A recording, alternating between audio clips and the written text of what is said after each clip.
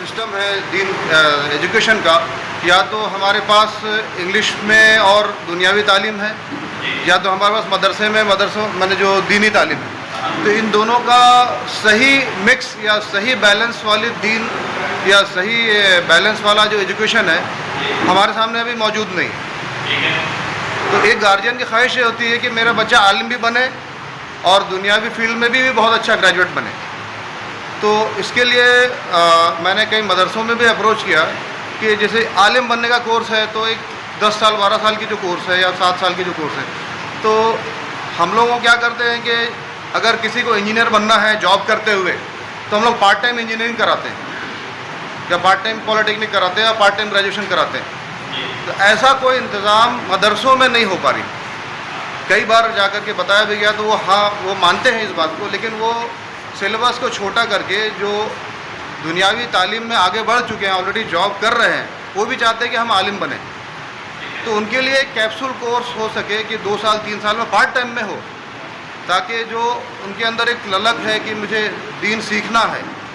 اور یہی پرابلم بچوں کا ہوتا ہے. اب بچوں کو ہم اگر ڈال رہے ہیں انگلش میڈیم میں تو وہاں دینی تعلیم میں بہت زیادہ سے زیادہ ہم حفظ کی فیسلٹی دلا سکتے ہیں. اس کے آگے کی باتیں وہ آپ ہسٹری بتا سکتے ہیں یا پھر اسلامی تاریخ بتا سکتے ہیں، لیکن جو چیزیں اس کے اندر آنی چاہیے وہ چیزیں نہیں آ پاتی اسکول کے دوران. تو اس کو کیسے ہم سوال ہے وہ یہ ہے کہ ابھی جو ہے وہ تعلیم 2 حصوں میں بٹی ہوئی ہے. ایک طرف انگریزی تعلیم ہے اور دوسری طرف مدرسے کی تعلیم ہے.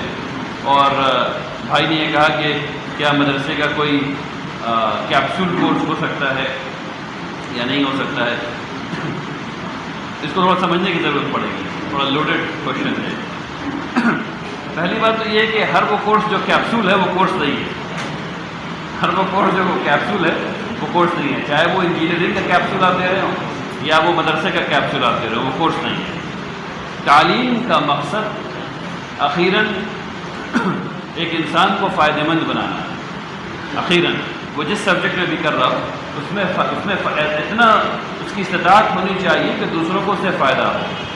اسلامی تعلیم کا کیا مقصد ہوگا اس سینس میں اس کو سوچنے کی ضرورت ہے. انجینئرنگ ایک اسپیشلائزیشن ہے، عالمیت ایک اسپیشلائزیشن ہے.